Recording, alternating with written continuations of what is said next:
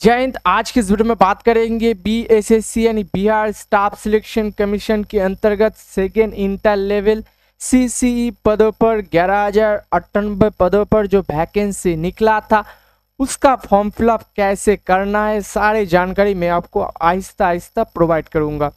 तो दोस्तों सही से आपको फिलअप करना है, इसलिए इस वीडियो को स्टेप बाय स्टेप आपको देखना होगा।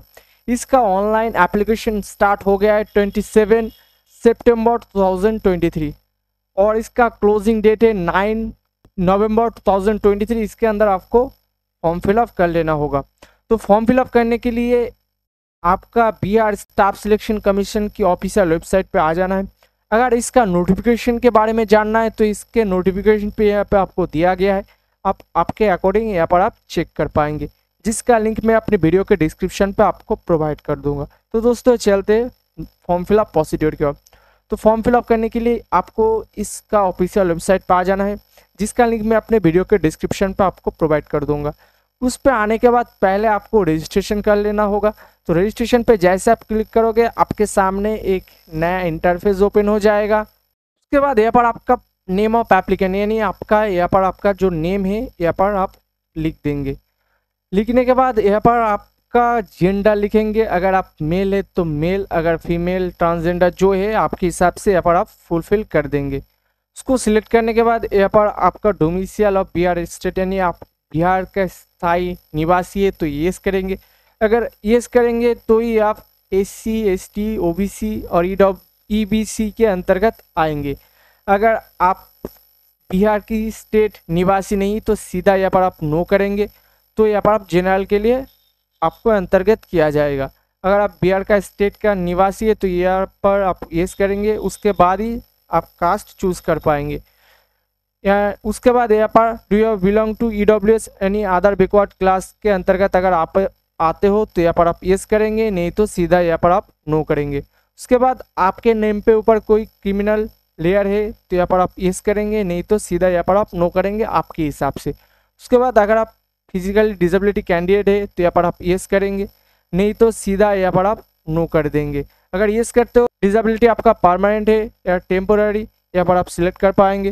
उसके बाद यहाँ पर आपका फिजिकली हैंडीकैप कैंडिडेट पर्सन ही अगर उसका 40% से ज़्यादा है तो यहाँ पर आप येस करेंगे फिजिकली डिसेबिलिटी, अगर नहीं तो सीधा यहाँ पर आप नो कर देंगे। अगर आप बिल्कुल फिट कैंडिडेट है तो यहाँ पर आपको सीधा नो कर देना होगा।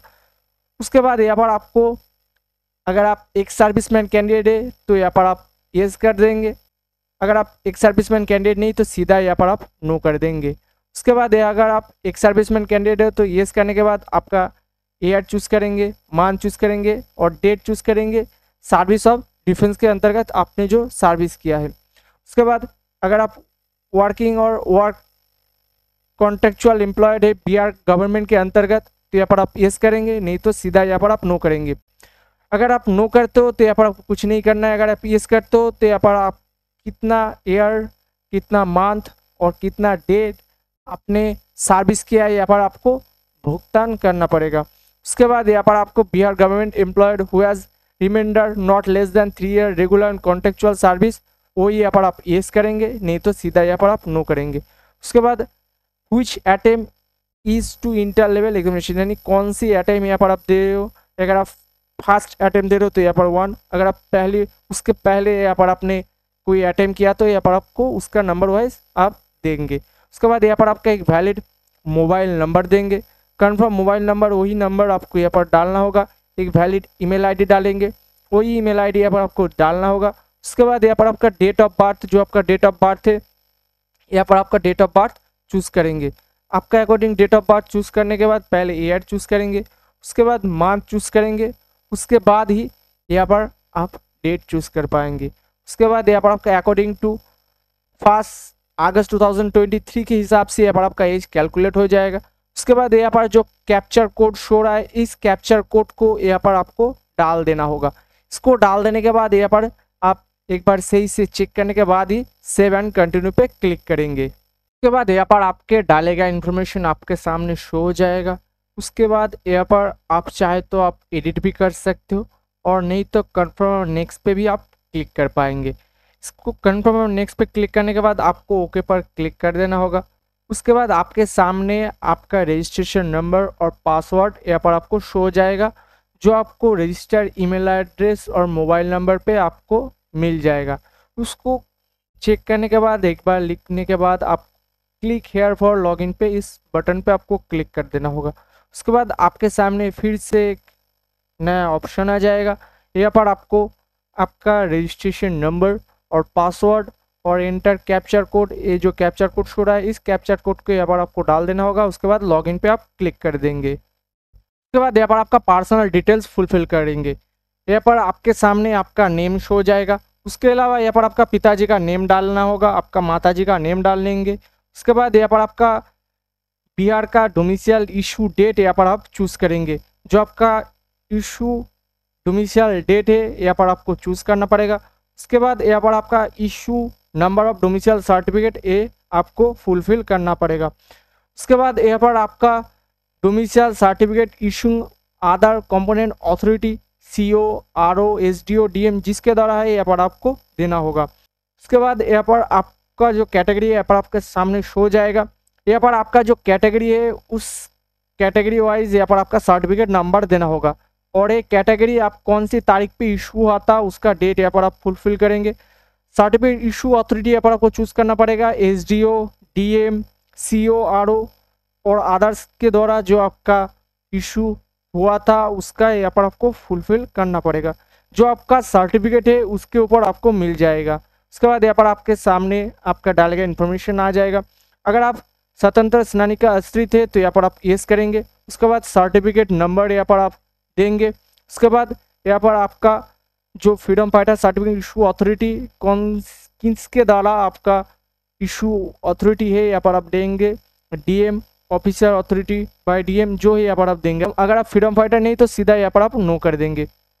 उसके बाद यहाँ पर आपका नेशनलिटी चूज करना पड़ेगा। उसके बाद आपके पास आधार कार्ड है तो यहाँ पर आप यस करेंगे, नहीं तो नो करेंगे। अगर यस करते हो तो यहाँ पर आपका आधार कार्ड नंबर यहाँ पर आपको देना होगा। उसके बाद इनके अलावा ID प्रूफ यहाँ पर आपको चूज़ करेंगे, Aadhaar card, voter card, driving licence, PAN card, passport जो है यहाँ पर आपको चूज़ करना होगा।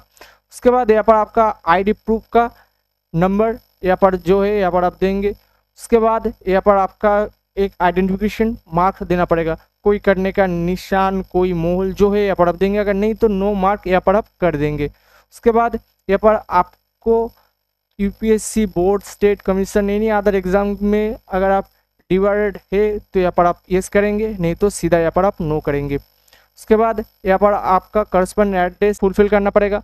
पहले यहाँ पर आप एड्रेस देंगे, विलेज देंगे, पुलिस स्टेशन देंगे, पोस्ट ऑफिस देंगे, स्टेट यहाँ पर आपको चूज़ करना पड़ेगा, और यहाँ पर आपका जो डिस्ट्रिक्ट है यहाँ पर आपको चूज़ करेंगे। उसके बाद यहाँ पर आपका पिन कोड देंगे। उसके बाद सारी डिटेल्स यहाँ पर आपको फुलफिल करना है।